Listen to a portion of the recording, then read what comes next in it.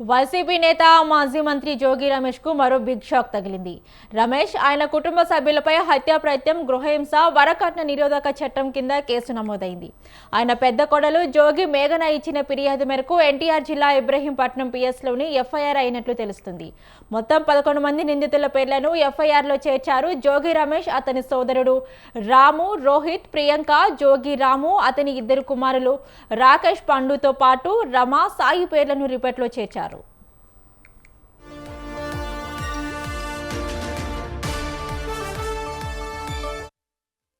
Right, మరి ఇదే అంశానికి సంబంధించి మరింత సమాచారాన్ని మా ప్రతినిధి శ్రీనివాస్ అందిస్తారు. శ్రీనివాస్.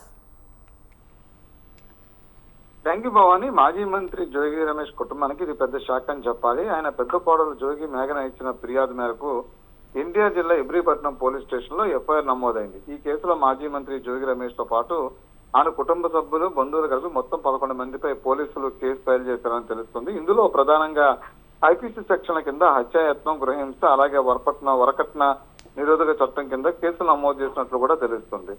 అదే జోగి రమేష్ పెద్ద కుమారుడు జోగి రాజీవ్ కు సూర్యాపేట జిల్లా కోదాడకి చెందినటువంటి మేఘనాతో గత ఏడాది వివాహం జరిగింది. అయితే పెళ్లైన కొద్ది రోజులకే కుటుంబంలో తీవ్ర విభేదాలు మొదలయ్యాయని, దీంతో మేఘన కొన్నేళ్లుగా భర్తకు దూరంగా వేరుగా ఉంటుందని, అయితే ఈ క్రమంలో ఆ ఇరువైపులో ఉన్న పెద్దలు కూర్చొని రాజీ ప్రయత్నాలు చేసినప్పటికీ అవేమీ ఫలించలేదని ప్రాథమికంగా తెలుస్తుంది. ఇక నిన్న శుక్రవారం మేఘన నేరుగా ఇబ్రహీంపట్నం పోలీస్ స్టేషన్ ఆశ్రయించి రాతపూర్వకంగా ఫిర్యాదు చేశారు. అయితే తన భర్త రాజు ఎప్పుడు తనపై తీవ్ర ఆగ్రహంతో ఉండేవాడని, ఇంట్లో ఏ విషయం అడిగినా దారుణంగా కోప్పడేవాడని ఆ ఫిర్యాదులో పేర్కొన్నట్టు తెలుస్తుంది. అంతేకాకుండా జోగి రమేష్ తో పాటు ఇంట్లోనే వారంతా కలిసి తనను చంపేందుకు కూడా ప్రయత్నించారని మేఘన తన ఫిర్యాదులో అత్యంత సంచలన ఆరోపణ కూడా చేయడం కూడా జరిగింది. తన ఆ ప్రాణాలకు ముప్పు ఉందని, తనకు న్యాయం చేయాలంటూ ఆ పోలీసుల్ని వేడుకున్న పరిస్థితి కనిపిస్తుంది. అయితే ఆ ప్రస్తుతానికి 11 మందిపై ఎఫ్ఐఆర్ నమోదు చేసిన పోలీసులు దీనిపై పూర్తి స్థాయి దర్యాప్తు ప్రారంభించారని తెలుస్తుంది. హత్యాయత్నం అంటే అటెంప్ట్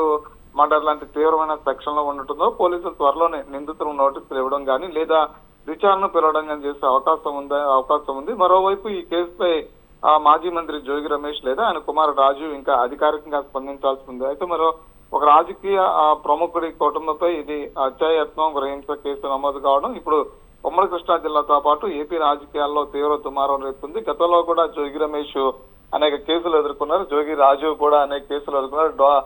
అగ్రిగోల్డ్ భూములకు సంబంధించినటువంటి వివాదం కావచ్చు. అయితే వైసీపీ అధికారంలో ఉన్నప్పుడు జోగి రమేష్ మంత్రిగా ఉన్న సమయంలో పెద్ద ఎత్తున ప్రతిపక్షాల మీద విరుచుకుపట్టడమే కాకుండా తీవ్రమైనటువంటి మాటల దాడి చేస్తుండేవాళ్ళు. ఈ మధ్యకాలంలో ఆయన రిలీజ్ అయిన తర్వాత కూడా కొన్ని సందర్భాల్లో తీవ్రమైనటువంటి మాటల దాడి చేస్తున్న నేపథ్యం కనిపిస్తుంది. అయితే ఇప్పటికే ఆ కేసులు వెంటాడుతున్న నేపథ్యంలో జోగి మేఘన పెట్టినటువంటి కేసు అత్యంత సంచలనంగా మారిన పరిస్థితి కూడా మారిందని కూడా చెప్పొచ్చు భవాని.